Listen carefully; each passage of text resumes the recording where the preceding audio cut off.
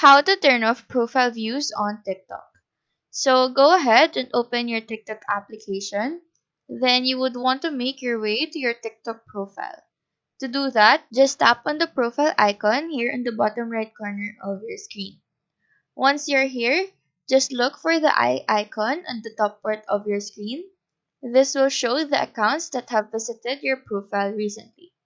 Now, to have this hidden, the only thing you need to do is to tap the settings icon on the top right corner of the screen, and then it will show a toggle on the profile view history. What you would want to do is just turn this off. Then once you press X, it will show you a new screen, asking you to turn on profile view history. It will give you the options to turn it on again or the not now option.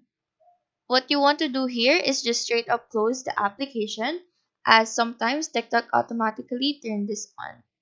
Open the app again and make sure that you see the same turn on profile view history screen, and just leave it like that. So that is how to turn off profile views on TikTok.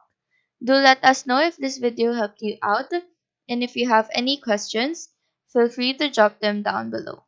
Thank you for watching and have a nice day.